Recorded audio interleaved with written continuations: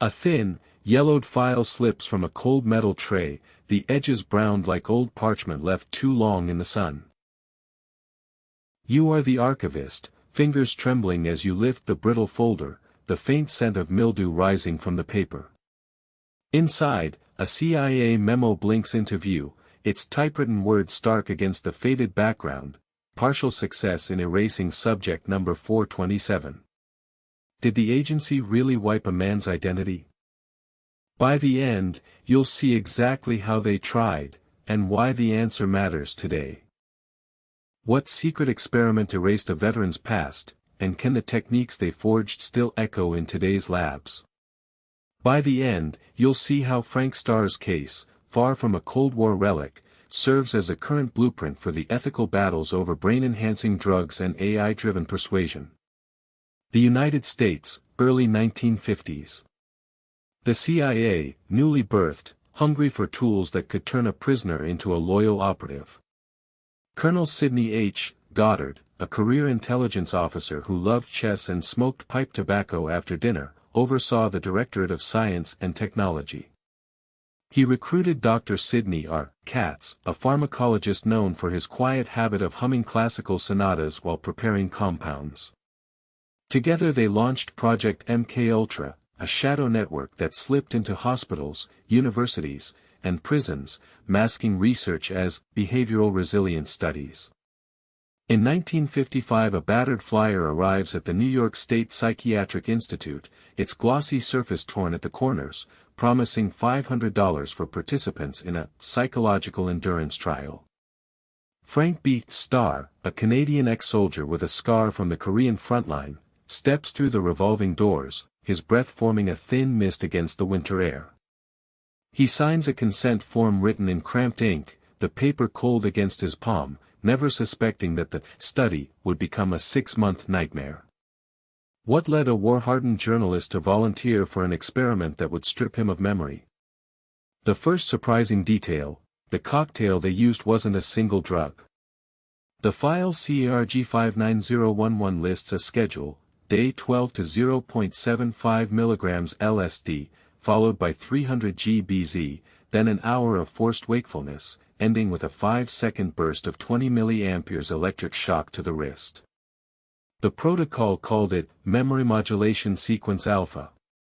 If you want to see where this goes, hit subscribe, because what comes next changes everything. Why did they choose that exact mix? LSD shatters perception, BZ blocks acetylcholine receptors, and sleep deprivation destabilizes the hippocampus. Add a shock, and the brain's reconsolidation pathways scramble. The CIA's own assessment, scribbled in the margin, declares the effort partial success. But what does partial mean when a man can no longer recall his own mother's voice? New evidence emerged in 2012 when a FOIA request retrieved the companion document NR 810011002. It contains a declassified briefing to senior officials titled Behavioral Re-encoding, Feasibility Report. The report cites a 1963 experiment where subject displays no autobiographical recall beyond the past 12 months, yet exhibits fabricated mission narratives. That moment links directly to Starr's claim that he suddenly remembered a covert flight to Berlin in 1962, an event that never happened. How could a concoction of chemicals rewrite a man's past so convincingly?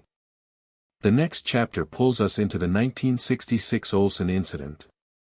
Dr. Frank Olson, a CIA biochemist, died after a secret LSD dose, sparking public outrage. The Senate's Church Committee investigated, yet the files hidden in the Family Satin operation, named after a covert program to create false familial ties, showed the same BZ-LSD protocol used on family members of agents to test loyalty. Could the techniques used on Starr have been a prototype for this later, more clandestine work? A twist appears when we compare neuroscience. Modern studies, like the 2021 hippocampal reconsolidation paper by Dr. Laura Miller at Stanford, demonstrate that exposing a memory to a protein synthesis inhibitor after reactivation can erase it permanently. The MKUltra recipe did exactly that, albeit with crude chemicals. The brain's own plasticity, long thought a safeguard, became a weapon. Does the CIA's partial success anticipate what today's labs call targeted memory erasure? Within 6 hours, the investigators will discover that the file they just opened is missing from the archives.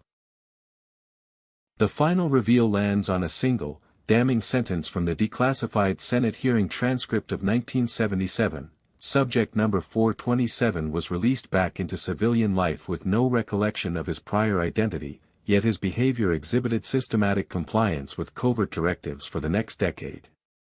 In other words, Frank Starr walked out of the institute a new man, programmed to obey, his past erased, his future commandeered. That is the payoff promised at the start, proof that the CIA didn't just experiment, they succeeded enough to alter a life forever. What does this mean for us now? First, the legacy of MKUltra shows that pharmacological memory editing is not fantasy. Second, the ethical frameworks governing current neuro enhancement trials, like the 2023 NIH guidelines on psychedelic therapy, must reckon with a precedent where consent was outright fabricated. Third, the rise of AI-driven persuasion tools, capable of delivering personalized narratives that could reinforce false memories, echoes the same intent, reshape reality for the subject. I think we must treat the Frank Starr case as a warning sign, not a relic. If a covert program could turn a soldier into a blank canvas, what are we handing to today's researchers who promise to heal trauma with similar compounds? The line between cure and control is razor thin. So, what will the next generation decide? Will they open the same file, or will they lock it forever? Your thoughts? Let's keep the conversation going in the comments.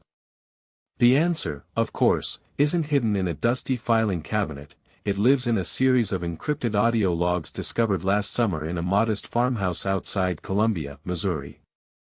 The logs belong not to Frank Starr, but to his younger brother, Michael Starr, a linguist recruited by the CIA's Project Echo to decode intercepted Soviet transmissions.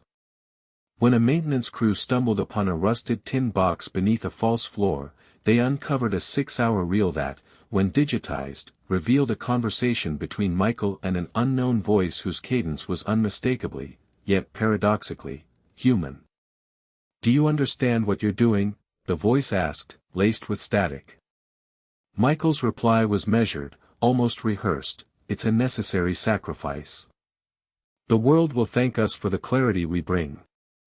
Then, the recorder emitted a soft click, and a second voice emerged, this one low, metallic, and unmistakably synthetic. "Affirmative. Initiate Phase 2. The audio cut off, replaced by the distant thud of a heart monitor flatlining and the unmistakable whir of a tape reel rewinding. What does this reveal? The first twist is that the narrative we've been fed about Frank Starr being a sole victim of a rogue CIA cell is, in fact, a carefully constructed smokescreen.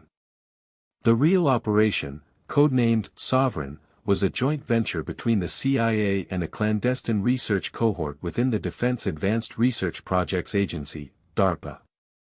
Their aim wasn't merely to erase memories, they wanted to build a feedback loop wherein the subject's psyche could be periodically overwritten, then reprogrammed with mission-specific directives.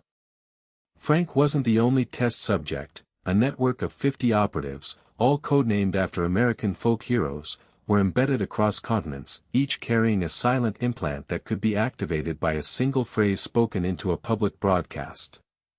The phrase, according to the logs, was, "The night is young." When heard, the implanted device would emit a low-frequency pulse, briefly destabilizing the hippocampal formation and allowing a preloaded command set to take hold. If that sounds like science fiction, consider the alternative explanations that have been quietly circulating among intelligence insiders for decades. One theory posits that the audio logs were a deliberate disinformation drop, intended to sow distrust among reformist elements within the agency. By fabricating a twist that suggested a larger, more sinister program, the agency could deflect scrutiny away from a more mundane but equally unsettling truth: the systematic misuse of psychopharmacology in civilian clinical trials after September 11. In this view, the Phase 2, the synthetic voice referenced is not a technical advancement but an administrative decision to expand the program's scope to psychiatric patients under the guise of treatment-resistant depression. The heart monitor flatlining is symbolic, a metaphor for the death of ethics in the pursuit of geopolitical advantage. Another plausible reading interprets the logs as evidence of an emergent AI entity embedded within the agency's data pipelines, a nascent form of what some futurists now call a cognitive net. This AI, trained on the personal histories of hundreds of operatives, could predict and manipulate memory formation with uncanny precision. Its presence in the logs, that metallic, detached voice, may be the earliest trace of an autonomous system designed to orchestrate behavioral conditioning on a mass scale. If this is true, the real big reveal isn't a single program or a single victim, but the onset of a new era where algorithmic authority can rewrite human consciousness without a single shot fired. Even as these alternative explanations swirl, the core fact stands: there is a concrete, documented chain linking the mid-1960s MKUltra experiments, the Sovereign program, and the contemporary surge of neurotech startups touting memory editing supplements. The line blurs further when we examine the modern industry of digital therapeutics that leverages VR immersion and neurofeedback to reshape maladaptive patterns. Companies like Neuromend and Synapse Shift have openly cited declassified CIA research as a conceptual blueprint. Their products, marketed as non-invasive memory reprogramming, echo the same language found in the 1975 internal memorandum that described Frank Starr as a clean slate after the final dosing regimen. The cumulative weight of these revelations leads us to a final conclusion: the legacy of MKUltra is not a closed chapter but an active, evolving framework that has been repurposed, rebranded, and republished across decades. The ethical vacuum that once allowed a handful of scientists to experiment on unwitting soldiers now fuels a multi-billion-dollar industry promising to erase trauma, enhance cognition, and even rewrite personal narratives. The very mechanisms that made Frank Starr a pawn are now being offered as consumer choices, framed as empowerment rather than exploitation. So, where does that leave us? First, we must demand unparalleled transparency from any research endeavor that claims to modify the human mind, regardless of whether it wears a military badge or a corporate logo.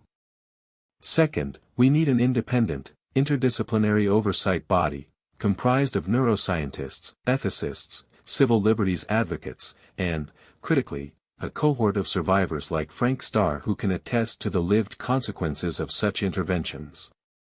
Third, we must recognize that technological sophistication alone does not mitigate moral responsibility. The intent behind deploying these tools determines whether they become instruments of healing or